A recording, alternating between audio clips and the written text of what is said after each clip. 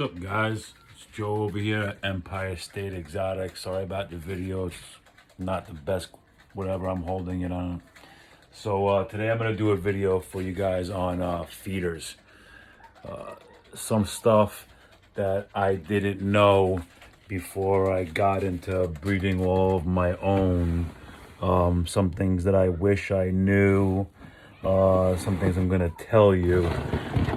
But if you're going to be in this ball python industry hobby thing, you're going to want to breed your own feeders if you're going to go ahead and plan on having a lot of snakes. I mean, at the end of the day, I got 60 snakes, 60 ball pythons. If you do the math, buying rats, buying mice every single week, it goes up to about 200 and change per week feeding. So I'm at $1,000 a month just feeding if I was going to go ahead and buy.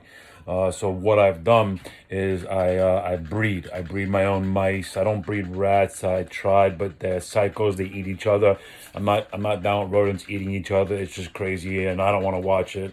So until I figure out the rat thing, I'm gonna keep buying rats. So I buy rats right now. I'm only buying like, I don't know, 15 a week maybe. Like 18, 19 a week. I got some rat pups that I buy, some big rats. But either way, this video, I'm going to kind of show you something. If you're ever going to breed mice, all right, this is what I currently got set up. If you look at this, this right here, this is just, it's a roll. Let me show you a little mouse over here while I'm doing this. But this stuff right here, this is a roll. It's 1/2 inch wire mesh that I got from Home Depot. That's what's recommended to build all these rack systems, right? And it's great because, you know, these guys right here, these adults, they can't get out. They can't get out of these little things over here. They're too fat. These are actually all females. These are all pregnant females. Once they're ready to pop, once they're ready to burst, then what I do is I take them and I put them in these little racks over here, these little cages that I actually got from someone over here on the island. I think her name's Claire, Medusa's layer. Check her out on Instagram. But what I do is I keep them in here as adults, all right? Then what I do is I remove them from here if my other 4 are full. I just ordered 20 more of these because the problem is when they're this size, these little ones right here, like right past the drinking from the mom and they start feeding on solid food. The problem is they're small enough that they can get through these little holes. So I come in the other day and I got 3 mice just walking around up here.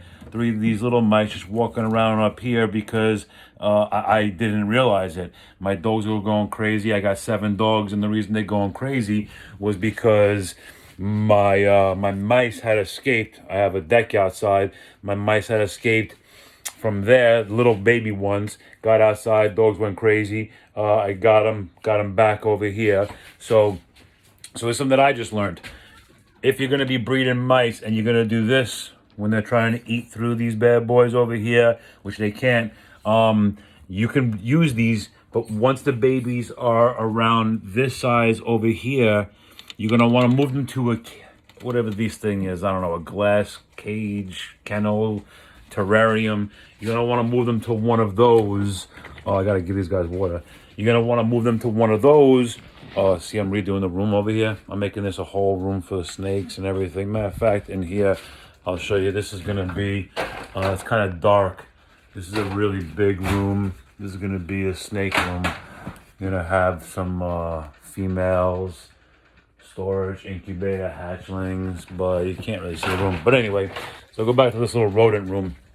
So these things are awesome for adults. Okay, awesome for adults. These things, you can buy these on Reptile Basics. Okay, they're pretty cool. I actually found the connection on Reptile Basics. I think they're around, I want to say $25. I found a connection to get them for like $10 a piece. So I'm gonna order 20 and see how that works out. If the order goes good, I'll let you guys know, and I'll get you for you cheaper if you want than what they are on Reptile Basics. This is for the flies. There's flies everywhere in here. I hate rodents, gross, but whatever. You gotta do it, right? So anyway, this right here, awesome. If you want to do a single one, it's just a tub, and then you build a rack around it, put it on top, food in the back, water right there. If you want to do a rack setup, these are an awesome way to do it. Make sure you make it nice and tight. There's a bigger rack setup. But yeah, so the babies, they're going to get through these holes. So as much as it's awesome for the adults, these holes, no good for babies. Make sure you always have a tank that you can put the babies in. Once they're big enough, which is only like a week, you put them back in.